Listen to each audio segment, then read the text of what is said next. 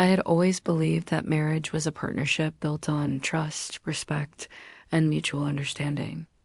My wife, Amara, and I had been together for nearly a decade, sharing dreams, routines, and the occasional disagreements that every couple faces. I never imagined that the foundation we had built could be so suddenly shaken by something I never saw coming. It started with subtle hints, comments about independence, fleeting mentions of experiencing life fully, and casual conversations about relationships in the abstract. I didn't think much of it at first. After all, it's natural for people to reflect on freedom and personal growth. But over time, those hints coalesced into a demand, blunt and shocking. One evening, she sat me down with a serious expression, her eyes fixed on mine. "I want an open relationship," she said.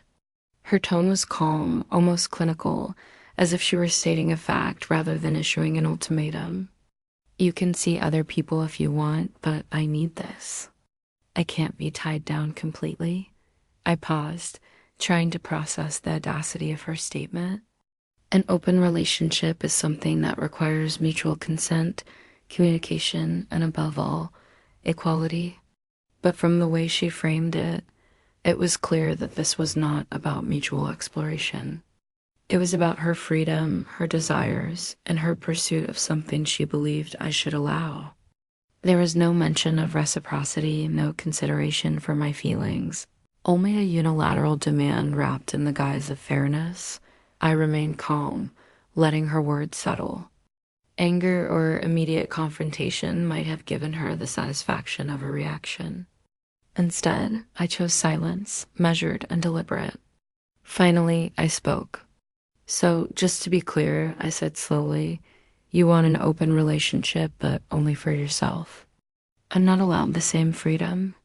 She hesitated, perhaps expecting me to argue, to beg, or to challenge her with disbelief. But I remained composed. "Yes," she said finally, nodding, confirming the inequality of her demand. I let her sit with that for a moment, the weight of the audacity and unfairness settling into the air between us. Then I responded, "Okay." Her expression froze, confusion spreading across her face. She expected resistance, perhaps anger or debate, but I offered none of that. I offered calm agreement, but not in the way she imagined. My next words carried both truth and the subtle weight of strategic revelation. "If this is what you want," I said, "then I will support your pursuit. You can have the freedom you demand, but there will be conditions you must respect if you expect this to work." Her eyes narrowed, curiosity mixing with apprehension. "Conditions?" she asked, her voice uncertain. "What do you mean?" I smiled faintly, a calm, controlled expression. "If you want an open relationship, then honesty is mandatory. No lies, no secrecy, and no manipulating emotions. Everything must be transparent, documented, and fair." And I added, leaning back slightly, "It must be equal. That means if you see someone, I have the same right. No double standards." The room grew silent. Amara's carefully constructed narrative, the one in which she alone could indulge her desires while I remained loyal and restricted, began to crumble under the weight of fairness.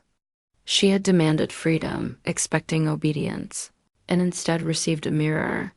The same rules applied equally to me.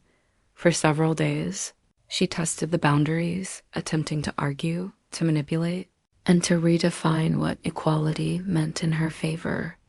But I remained consistent, calm, and unyielding. Any attempt to twist the rules to gain unilateral advantage was met with the same response: fairness, transparency, and equality. Slowly, the realization set in. She could not have what she wanted without giving me the same right. She could not maintain control while expecting privilege. Eventually, she stopped arguing. Her silence spoke volumes. The audacity of her initial demand, the unilateral expectation of indulgence, had been met with calm resolve, a refusal to participate in inequality, and a clear demonstration that fairness cannot be circumvented. I realized then that my response had done more than assert boundaries, it had revealed the nature of her demands. She had framed her desires as liberation, but in reality, it was manipulation. By calmly, strategically enforcing equality, I exposed the betrayal inherent in her request, leaving her to confront the unfairness she had attempted to impose. Over the next few weeks, the dynamic of our relationship shifted. Amara, confronted with the impossibility of her demand without reciprocity, began to reflect on her actions. The calm, deliberate approach I had taken prevented escalation, confrontation, and unnecessary conflict. Yet it delivered the clearest message: betrayal, manipulation, and double standards cannot survive transparency and fairness. I also took the time to reassess my own feelings, my boundaries, and my expectations for marriage. The experience reinforced the importance of equality, respect, and honesty in any relationship. I realized that calm, strategic response to manipulation is far more powerful than anger or confrontation. Exposure of inequity rather than emotional reaction ensures clarity, accountability, and respect.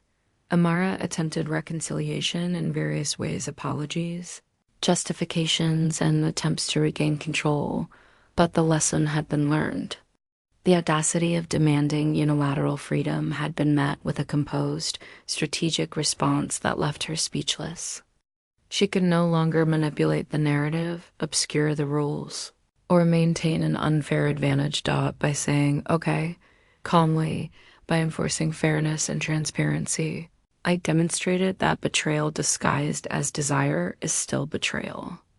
I reclaimed the balance of our relationship, exposed the manipulation, and left no room for unilateral control. The power of calm, clear, and consistent boundaries became evident, and the lesson for both of us was indelible. In retrospect, the experience revealed the delicate balance of trust and respect in a relationship. Ultimatums, especially those cloaked in the language of liberation or fairness, are often veiled attempts to manipulate.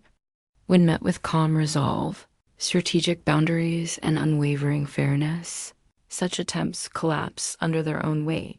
Amara's demand for an open relationship, intended to satisfy her own desires while restricting mine, ultimately exposed the dynamics of manipulation and betrayal. My calm, measured response not only preserved my integrity, but also restored balance, accountability, and clarity to our marriage. The lesson is clear. True partnership requires equality, transparency, and respect. Attempts to manipulate or demand unilateral freedom cannot succeed when met with calm, strategic resistance. By responding with composure and enforcing fairness, I turned a potential crisis of betrayal into an assertion of integrity, leaving no doubt about the boundaries of respect, trust, and accountability in our relationship.